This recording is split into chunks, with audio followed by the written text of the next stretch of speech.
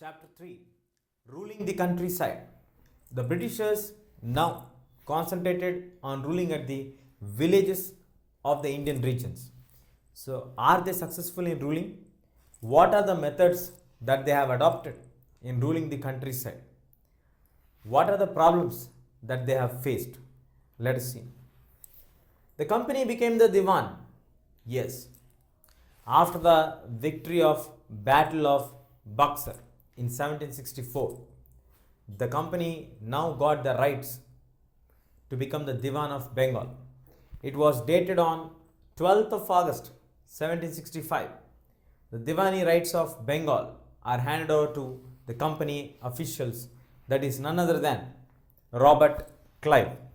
Now Robert Clive became the official Diwan of the Bengal.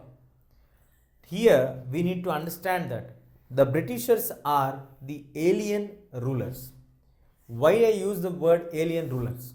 They are not the local rulers, but in the villages we have many local rulers who ruled and enjoyed the prestige and power in the past. So now the Britishers, now they got the Diwani rights, they need to control the local leaders, but at the same time they cannot eliminate the local leaders. We need to remember this point very carefully. The fundamental point is here, they cannot eliminate the local leaders because they are not the local leaders. They are alien rulers for them. So they need the local leaders' support. At the same time, the local leaders should not rebel against the English people. So they have to control the local leaders. That is the main thing what they understood from here.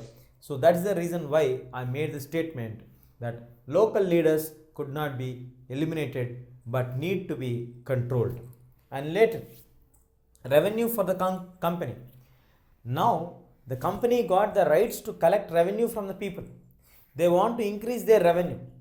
Why the company want to increase the revenue what they are getting from Bengal? Because earlier from Britain they used to get gold and silver as imports for them to buy the commodities like cotton, silk, cloves and pepper from India. Because from the British products, Indians don't have any product which the Indians need or in the Indian market that can be sold.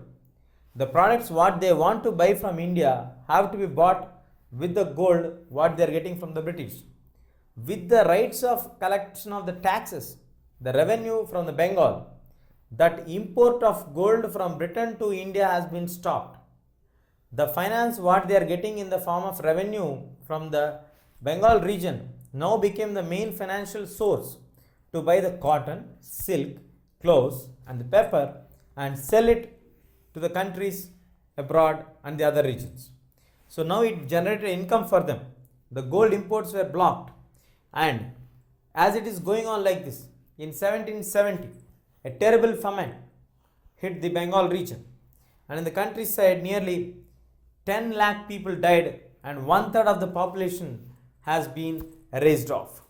So looking at these conditions, the Britishers are now forced to respond and to change the taxation pattern. So finally there is a time now to improve the agriculture in the country.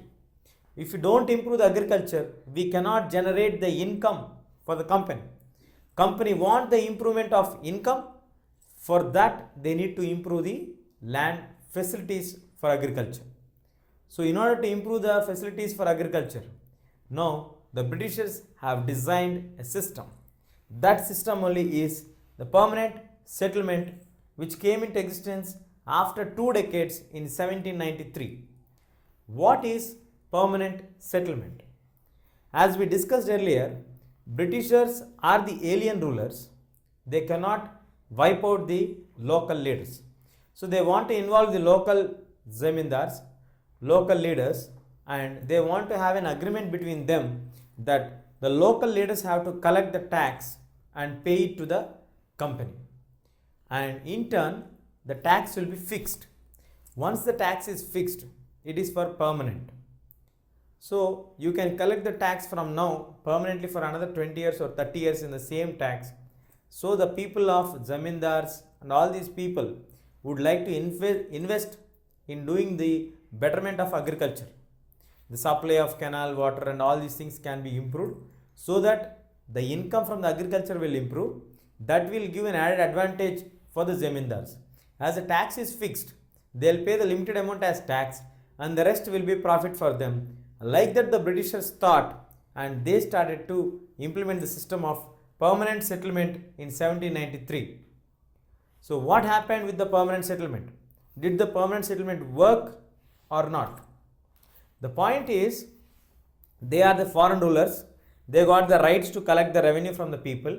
They don't know what are the local conditions that are happening for them and what are the local problems they have. They have fixed the revenue. They want to stop the imports what are being coming from Britain to buy the products in India. So that was stopped.